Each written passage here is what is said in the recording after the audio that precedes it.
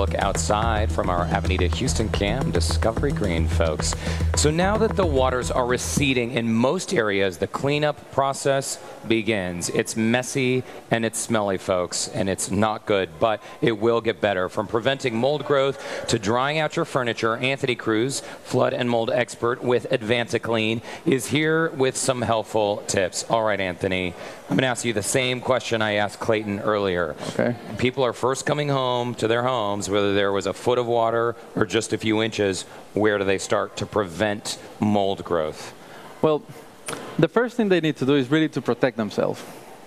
This flood water, it comes with a lot of bacteria and sometimes comes from sewage and everything. So you want to, anything that you're doing, you want to make sure that you're not touching that water. You're using respirator, goggles, rubber boots, and gloves. To make and these are some of the, tips that we have on the screen right now. Yeah. Of course, like gloves, boots, and face masks. I've seen so many pictures or videos of people just sort of walking with bare legs into water. That's not a very good idea, right? No, that you don't know where that's water being. A lot of times it comes from the sewage. Yeah. It just comes with a lot of bacteria and it smells bad. You definitely don't want to be there.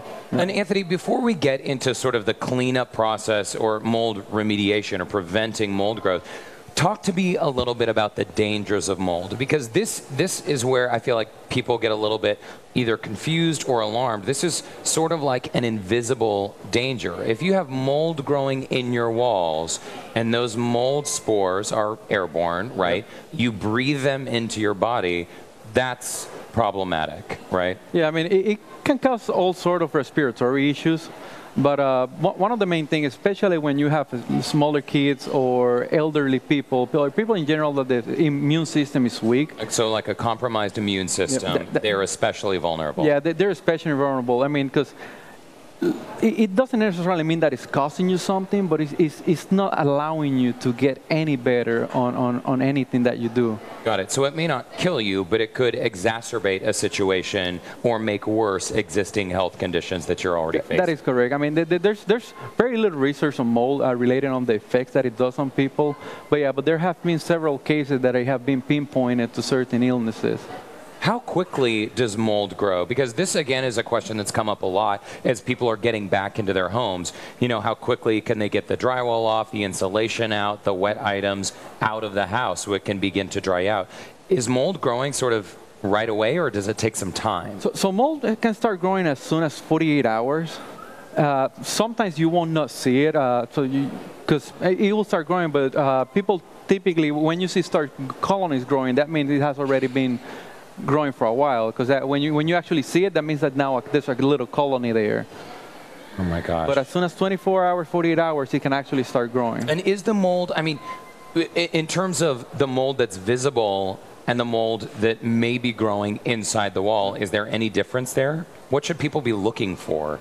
Well, so mold that is visible, it just means that it has been wet for a longer period of time. Because at the end of the day, if you look, all of our homes has mold. When we walk outside, we have mold spores everywhere. That's nature's way of decomposing things. But it's something that we really don't, but there's certain molds like Stachybotrys, and those are what are considered like toxic molds. And they produce a mycotoxin. So those are the ones that you really don't want to have in your home, because once they get disturbed, they start producing those mycotoxins, and those are the things that start affecting people. Okay, got it. What about mildew? Because there's a very, I don't even know how to describe it, horrible smell when it comes to mildew. The first hurricane I covered was 1999, Hurricane Floyd. I was in North Carolina in homes that had water line up to the walls. Mold was everywhere, but you're not actually smelling the mold, right? You're smelling the mildewy smell. Well, when you're smelling that, that's typically a sign that a colony starts to develop and start growing. So what's the difference then between mold and mildew? At the end of the day, they're basically part of the same family. Fungus, you just don't want them there. You don't want to be part of that family? You don't want them there, so you just need to get rid of them, but either or. Okay, so that was like a good basic mold 101 lesson. So let's move into then how people can either remove mold or prevent mold from growing in their home. So to prevent mold from growing, you need to control your moisture source. In this case, we had a flood. So it's the difference. So the first thing, I mean, you need to try to get things dry as quick as possible. So get the wet items out. Yes. Let things dry. Critical, critical.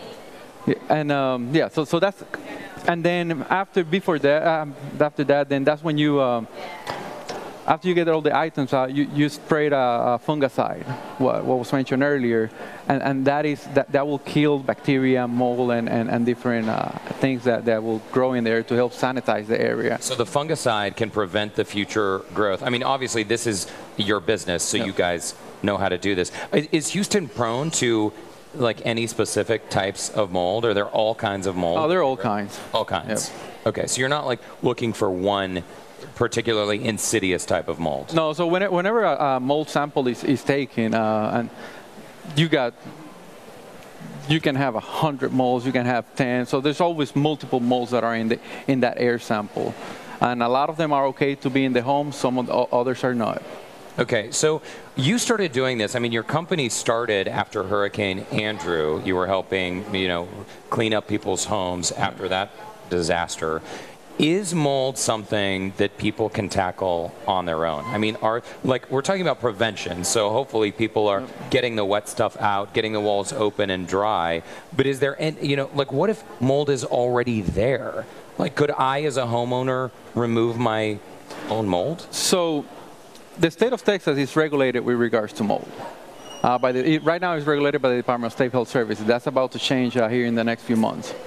But so homeowners, you can do it on your own, but I wouldn't advise it unless you really know what you're doing, because you can make, let's say if you get mold on this corner, you can actually end up spreading that area and making your whole home contaminated with mold spores. You can spread it? Yep. Like, how would someone accidentally spread it? Well, mold cannot try to stay where it is unless it's disturbed. So once you start disturbing it, it just goes airborne and it goes everywhere. Oh, interesting. So once it goes airborne, it may look for another place to go. Yep, and it can migrate through your HVAC system, through your return, and then now something that was localized in an area, now you just made it a widespread problem to the house. Oh my gosh. Again, we're not trying to alarm people, but this is very important information to have. Earlier when Clayton was here and we were talking about the Greater Houston Builders Association and their guidelines, we talked a little bit about the use of bleach, because I feel like all of us have bleach at home, right? We just figure that's the magic bullet to take care of any contamination. And he warned against using bleach on the treated lumber that's sort of at the base of the wall, right? Because that can create actually arsenic that goes airborne, and clearly we don't want to be breathing in arsenic. Are there any concerns with using bleach for our own mold remediation at home? So we never use bleach.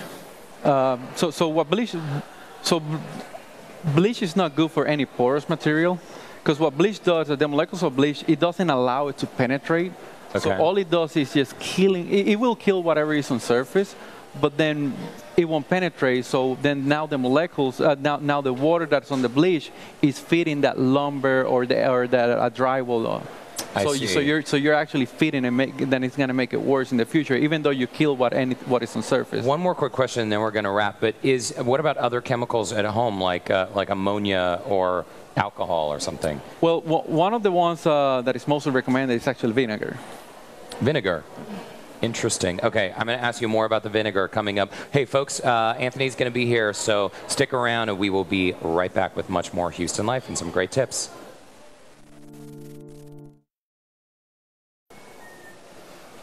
We are back with Anthony Cruz. He is a flood and mold expert with AdvanceClean, giving us some great tips. So during the commercial break, I was asking you about insurance, because is it true that sometimes insurance doesn't cover mold removal and prevention? So in Texas, mold remediation is not covered by most insurance unless you have a specific policy on it. Interesting. So that would be a separate insurance policy. Yep. Interesting. Okay. So Anthony, if people want to get in touch, they can contact AdvanceClean. You guys must be totally slammed. Oh, definitely. Now. How do you have time to be here right now? You got to make it. You got to make time. All right. Thank you so much for coming in and answering the questions and We will see you again. Good luck out there. Okay. Thank you. I appreciate it. Hey, for more info on flood cleanup, you can visit advancedclean.com. Easy enough, Anthony. Thanks again. And coming up next, we're going to give you some resources on how to donate time, goods, and services around Houston. We will be right back also with Fire Chief Pena.